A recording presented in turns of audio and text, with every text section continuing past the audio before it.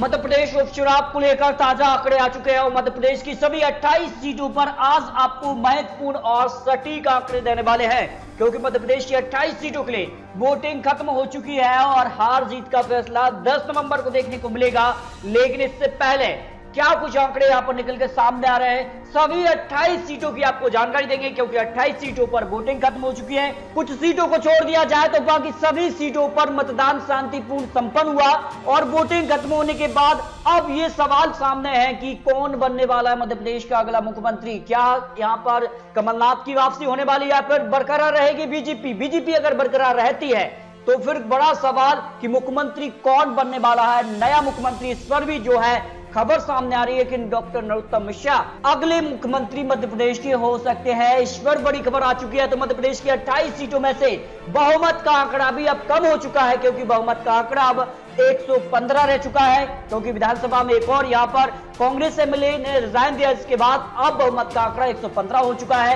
अब क्या कुछ आंकड़े मध्य प्रदेश की सभी 28 सीटों के लिए निकल कर आ रहे हैं। इसके अलावा कांग्रेस ने 2 सीटों पर फिर से मतदान कराने की यहां पर मांग की है। यह बड़ी खबर मध्य प्रदेश को लेकर है, क्योंकि कई यहां पर सीटों पर जो है मतदान संपन्न शांतिपूर्ण तरीके से हुआ, लेकिन कुछ सीटों पर जो है यहां पर थोड़ी बहुत झड़प भी देखने को मिली। इसके बाद कहीं ना कहीं कांग्रेस ने 2 सीटों पर फिर से मतदान कराने की बात की है। लेकिन इससे पहले जो कमेंट बॉक्स में राय मिल रही थी दोस्तों, उस आधार पर सीएम की पसंद कौन है मध्य प्रदेश के लिए, 87% लोगों ने माना था कि मुख्यमंत्री के तौर पर कमलनाथ उनकी पहली पसंद है। 10% शिवराज सरकार और 3% सिंधिया को लोगों ने यहां पर मुख्यमंत्री की पसंद माना था। ये सर्वे कमेंट बॉक्स में राय के आधार पर आपको तैयार किए गए हैं। इसके अलावा 28 सीटों पर जो है वोटिंग खत्म है, लेकिन ज्योतिरादित्य सिंधिया अपना वर्चस्व बचाने की पूरी प्रयास किए हैं और जिस प्रकार से उन्होंने महारैली की है और बीजेपी और उनके वरिष्ठ नेता किस प्रकार से इस उपचुनाव में जो है कई रैलियों को संबोधित किया। इसके बाद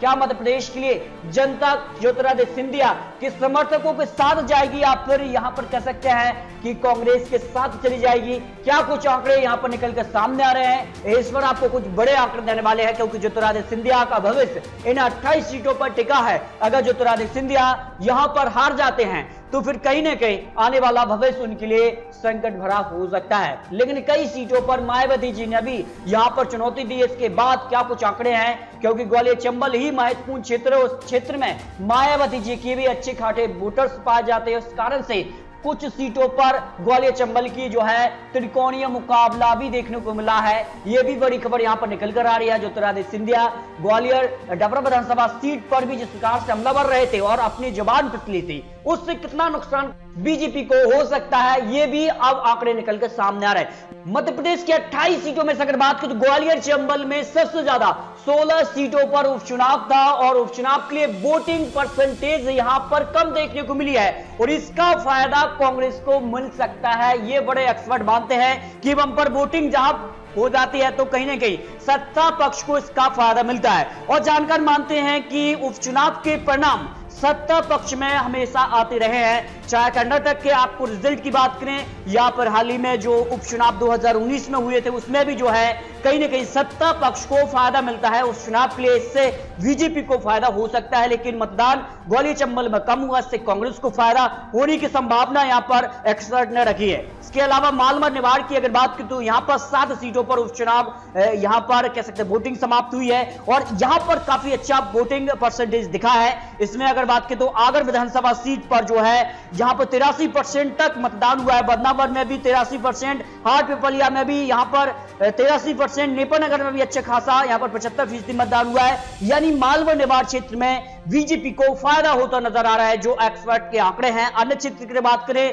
तो अन्य क्षेत्र में भी 5 सीटों पर मतदान समाप्त हुआ है। सांची, मल्हारा, अनूपपुर, ब्यावरा और यहां पर सुर्की विधानसभा सीट भी काफी महत्वपूर्ण सीट बनी हुई थी। इसके अलावा 3 सीटों पर यहां पर एमएलए निधन के कारण ये सीट खाली हुई, तो यहां पर जो है मतदान लगभग औसतन रहा है। यानी आगर विधानसभा सीट पर लेकिन मतदान 83% देखने को मिला है।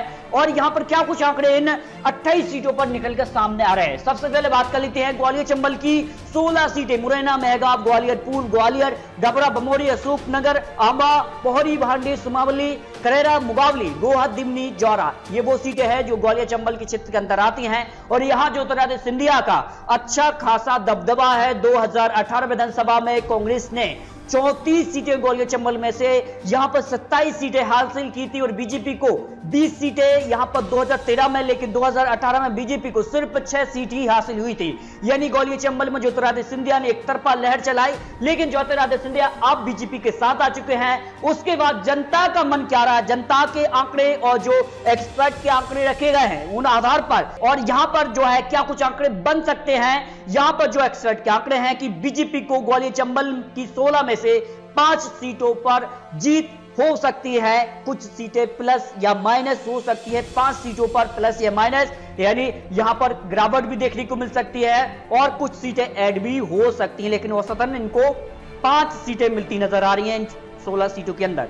भाई कांग्रेस की बात की तो यहां पर कांग्रेस को प्लस यहां पर 9 या माइनस सीटें हो सकती हैं, जिस कार का परफॉर्मेंस रहा था 2018 के मुकाबले, लेकिन 2020 में कई गद्दावर नेता जो हैं वो बीजेपी में जा चुके। इस कारण से कांग्रेस को यहां पर कुछ सीटों पर नुकसान है और कुछ ऐसी सीटें भी रही हैं कांग्रेस के लिए जो बीएसपी के बड़े नेताओं को उन्होंने टिकट दिया है और बीएसपी के कैंडिडेट को अपना कैंडिडेट माना। इस कारण से जनता बिखर गई है, जनता का वोट जो था वो बिखर गया था, ये माना जा रहा है यहां पर जो खबर है। इसके अलावा बहुजन समाजवादी को 2 सीटों पर जीत मिल सकती है।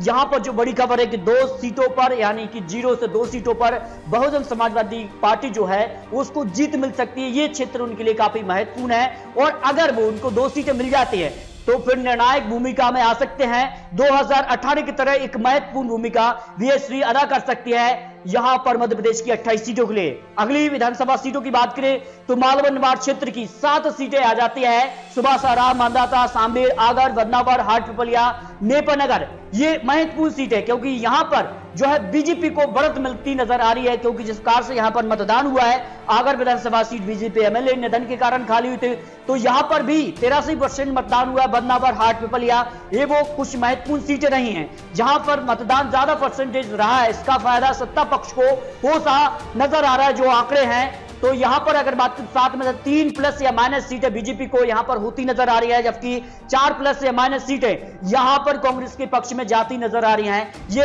यहां पर एक्सपर्ट के आंकड़े निकलकर सामने आ रहे हैं। मध्य प्रदेश के अन्य क्षेत्रों की अगर बात करें तो सांची, मल्हारा, अनूपपुर, व्यावरा और सुर्खी विधानसभा सीट ये महत्वपूर्ण सीटें थी। सांची और सुर्खी हॉट सीटों में शामिल थी क्योंकि यहां पर सुर्खी में दल बदल देखने को मिला था दोनों ही दलों से, और इसका फायदा किसको हो रहा है। यहां पर अगर बात करें तो इन 5 सीटों में से 2 सीटें बीजेपी को तो 3 सीटें कांग्रेस के खाते में जा सकती हैं। ये यहां पर एक्सपर्ट के आंकड़े रखे गए हैं। इसके अलावा यहां पर बात करें तो सभी 28 सीटों के लिए जो फाइनल आंकड़े निकल के सामने है, 28 सीटों के लिए एक्सपर्ट के आंकड़े हैं। किस तरह के आंकड़े बन सकते हैं? 10 प्लस या माइनस सीटें यहां पर बीजेपी को होती नजर आ रही है। बीजेपी 10 सीटों के आसपास यहां पर दिखाई दे रही है इस उपचुनाव इन 28 सीटों के लिए जो एक्सपर्ट के आंकड़े हैं। हालांकि 10 सीटों में यहां पर प्लस या माइनस सीटें हो सकती हैं, ये यहां पर जो एक्सपर्ट के राय मिली है। इसके अलावा कांग्रेस को 16 प्लस या माइनस सीटें होती नजर आ रही हैं और अन्य को 0 से 2 सीटें यहां पर मिलती नजर आ रही है। हो सकता है कि 0 सीट अन्य को मिले, हो सकता है कि 2 सीट तक पहुंच जाए बीएसपी, क्योंकि 3 से 5 सीट ऐसी रही हैं जो कि बीएसपी की अच्छी खासी वोट परसेंटेज रही है, और हो सकता है कि यहां पर बीएसपी ज्यादा सीटें भी निकाल ले, इससे कांग्रेस को नुकसान होने की संभावना दिखाई गई है।